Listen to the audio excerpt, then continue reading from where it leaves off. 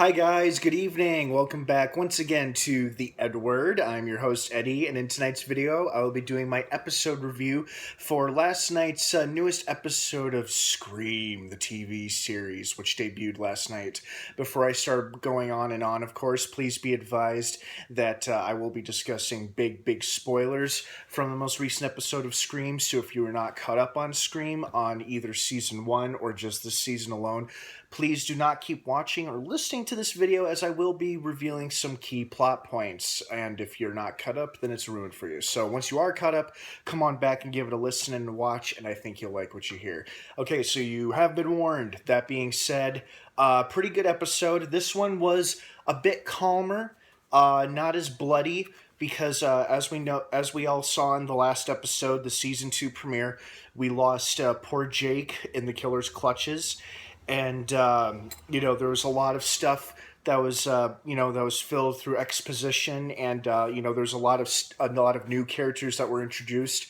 We met a couple of new characters tonight.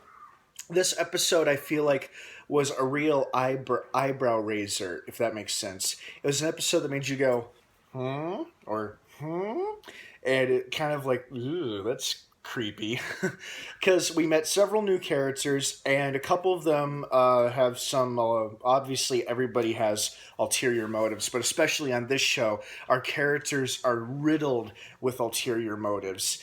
And one of them that we met was Kiernan's creepy cousin, who approached Emma in like the creepiest, most stalker way, where he's like, "Hi, you're Emma, right? I guess I might be seeing you around. Everybody knows your name. Not as creepy as I just did it, but that's the vibe he was giving off. Was it's like, who the hell are you, dude? Like, how do you know her name and who she is and shit like that? It's like, what are you doing right there at her locker, right outside her locker? It's just very, yeah. You definitely got a vibe that people were keeping a lot of things to themselves from other characters. And things are not looking good for Audrey. She seems to be further implicating herself, at least in the eyes of the viewer, because our characters don't know it yet, but she's got some kind of connection to Piper Shaw, and it's looking like she was the accomplice that Noah suspects Piper had back in season 1. I think, personally, Audrey did not physically kill anybody, but I think she might have been an accessory at times, because she knew who Piper was going to kill, or maybe she didn't. Or maybe she had an entirely different reason for wanting to meet Piper, and Piper's the one who suggested the killing rampage, and Audrey didn't want to have anything to do with that. Either way, Audrey somehow brought her to Lakewood, and we don't know what the extent of their relationship was. I'm sure it'll be much more explored throughout the rest of the season. But this episode did not do Audrey any favors, because Noah goes to interview this guy who claims to have seen Piper's so-called accomplice, and during their interview, he gets a phone call from the killer's voice, and so the killer is nearby, we think, and then it cuts to Audrey talking into her phone, disguising her voice as the killer's voice. So you wonder, where did she get that from? Did she have that back in season 1, or did she just have that, like, the voice-changing app installed or something? But it does not make her look good. And, Noah tells her about his investigation, about how the hotel has the storage locker where they keep all the stuff that hotel guests leave behind, which could include possessions of Piper's. And then we see the look on her face like, uh-oh, I gotta get out there and just make sure I'm not implicated in anything. And then this episode, not only were we introduced to a couple of new characters like Kiernan's new guardian, his aunt, and her son, the creepy cousin. Of course, we also got to know the new sheriff's son a little bit more. Gustavo, I think his name was, or Gustav or something. But that guy was creepy, because the way he looks at most people, especially the female characters, is like, hi. How's it going? It's like he does the very downward head look, just staring intently at you. He's there, like, he's talking to Brooke about her missing boyfriend. And how does he know so much about Brooke and Jake being an item, and that the fact that Jake is missing? And that's the scene that tipped me off, that made me go, ooh, maybe he's the one pulling some strings or something, or maybe he's the killer, because we see him on his phone texting someone, and right before Brooke has a chance to go talk to the sheriff to report Jake missing, she gets a text from Jake's phone saying, "Hey babe, send a pic," after was unable to reach him for the past 2 days because no one had seen him and nobody knew what had happened to him. So maybe the sheriff's son has some loose wiring up there in the old skull, and he's not as sound as his father is.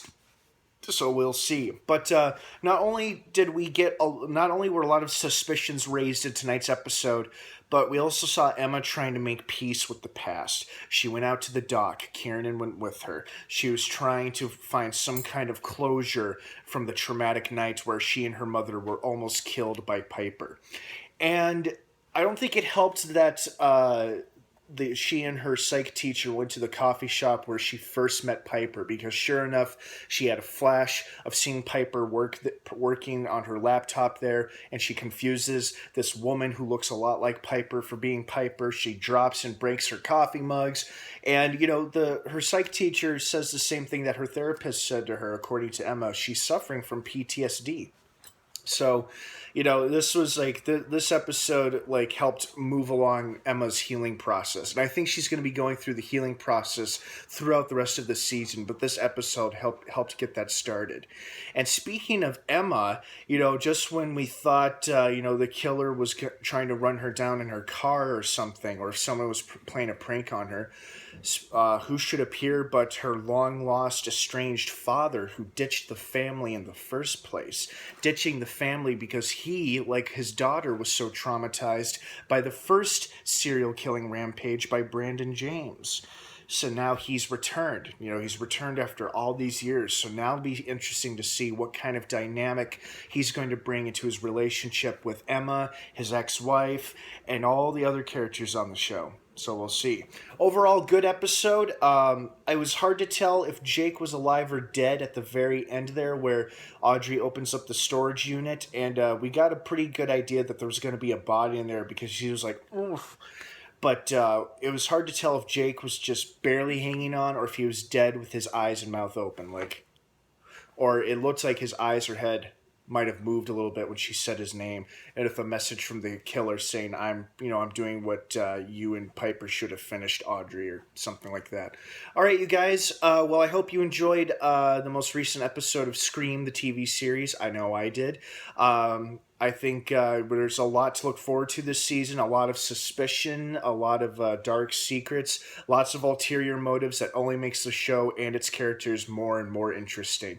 So I hope you guys keep watching as I will. Thank you so much for watching this review video here on the EdWord. Don't forget to like this video for more review videos like this one. Subscribe to this channel. Also, check out my Facebook page in the description section down below. I think you'll like what you see. What were your thoughts on the most recent episode? What did you like about it? What did you not like about it? Was it entertaining? Was it boring, slow? Whatever your thoughts and feelings were, please, please, please leave them down in the comments section. I'd love to hear from everybody. As usual, let's please be respectful and civil of one another's beliefs and opinions. Thanks again for watching. I hope you guys have a great rest of the night. And of course, until next time, may the Force be with you.